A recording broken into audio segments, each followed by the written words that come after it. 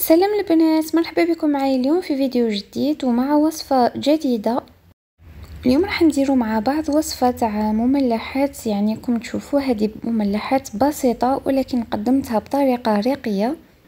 هذه المملحات عبارة عن كريات البطاطا ومحشية بالفرماج، درت في وسطها الفرماج. بالنسبة للطبقة الخارجية تاعها راهي تقرمش كما كم تشوفوا، يعني في الصورة باينة انها تجي مقرمشة. الوغ نجو للسؤال المهم، بزاف اخوات راهم يسقسوا علاش البطاطا كي يديروها ويغمسوها في لاشابلور تنتحلهم. اليوم جبت لكم من استيس، تبعوا الفيديو التالي. الوغ بلا ما نطول عليكم ندخلوا في الوصفه. هنا في الوصفه عندي 4 حبات بطاطا، انا كنت ديجا نقيتهم. بونتي البطاطا ديري على حسب الافراد تاع دار العائله تاعك. الوغ نقولها القشره تاعها ونديروها تفيض ونزيدوا لها شويه ملح. بعد ما تفيض لي نطحنها مليح ونجي ندير لها التوابل. بالنسبه للتوابل عندي الملح، الفلفل، الكمون، عندي المعدنوس، عندي الفلفل الاحمر. هنا الفلفل الاحمر اختياري، تحبي ديري حلو ولا تحبي ديري الحار. لكن درتي الحار ديري شويه برك وتخلطيها بيدك باش كاع لي زيبيسي يدخلوا في البطاطا تاعك، ومن بعد تشكليها كريات. اذا بالنسبه للحشو ديروا تشيزي ولا اي نوعيه تحبوها. انا راني قطعت طروفه صغار وحشيتهم.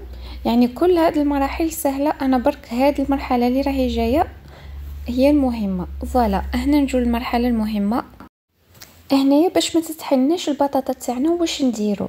نحكمو ربع كاس فرينه زائد ربع كاس مايزينا ونضيفوا لها الماء ونقعدوا نخلطوه حتى تولي لنا خليط سائل. بالنسبه للشابلور نطحنوها حتى تولي بودغ كما راكم تشوفوا في الصوره امامكم.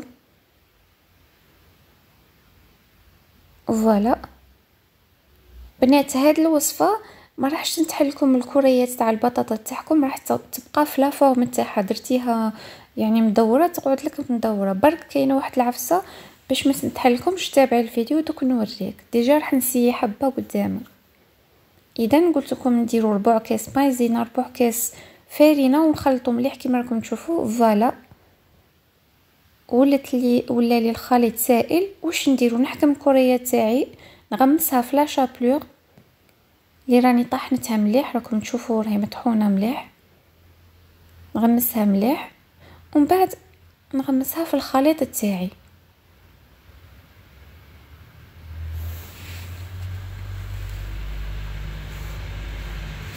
بنات هنا كي نجو مطلعين الحبه من الخليط تاعنا نقطروها مليح، باسكو الا كان رفدتيها كيما هكا تاكل لك بزاف لاشابلور. نقطروها مليح ونعاودو نرجعوها في لاشابلور تاعنا هذا مكان، وتعاودي ترمديها في لاشابلور تاعك وتحطيها. فوالا انا راح نكمل كاع الحبات بنفس الطريقه.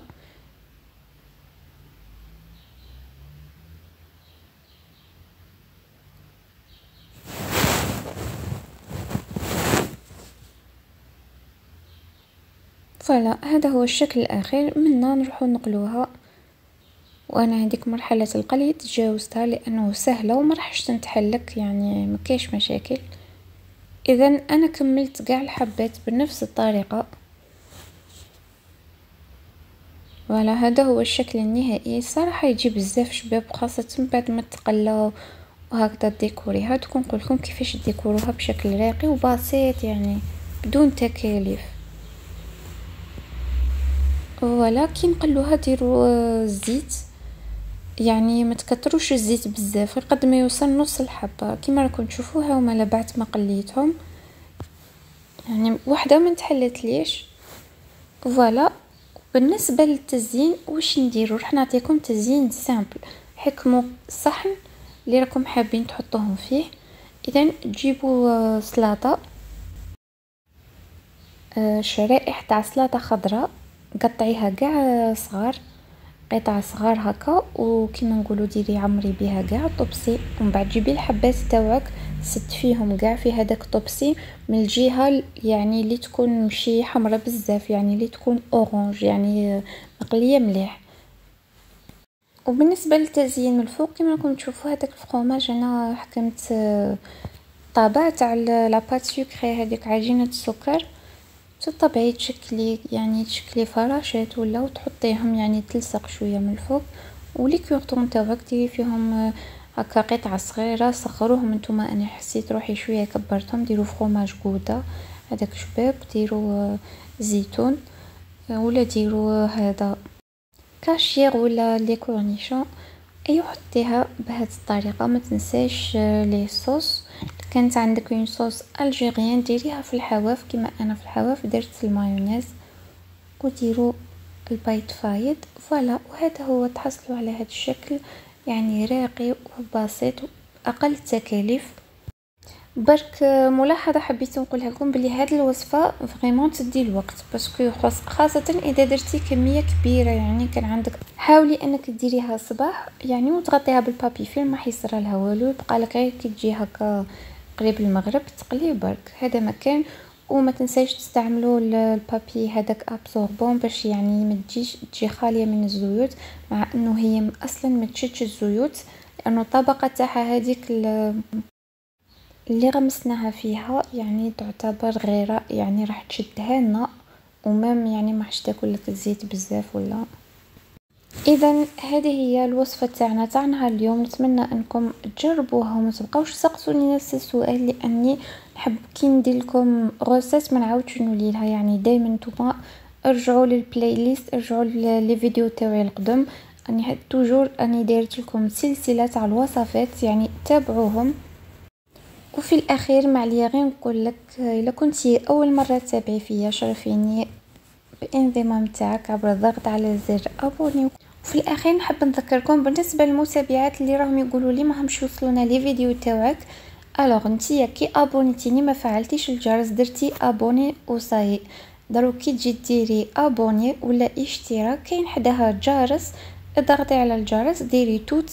هذه لا كنتي دايره اليوتيوب تاعك باللغه الفرنسيه ولا تخرج لكم بالعربيه تفعيل الجرس ولا حاجه هكا. مهم هذاك الجرس تاعك ما يوليش جرس عادي، تشوفوا باللي جا وحده هكا زوج خطوط بنات شرح كيما هكا صايب اكثر من هكا ما قدرش نشرح لكم. المهم كي تابونوا فعلوا الجرس، لانه الجرس مهم جدا. اي وصفه نحطها توصلك فورا، يعني توصلك في نوتيفيكاسيون، يعني ما تبقاوش تحوسوا فهمتي. لكن ما فعلتيش الجرس يعني ما حيوصلوك الوصفات تاعي صوف لانتي دخلتي القناه تاعي. الوغ فعلوا الجرس باش يوصلكم جديد. وصحه فطوركم وصحه رمضانكم. نلتقي في وصفه اخرى ان شاء الله، مع السلامه.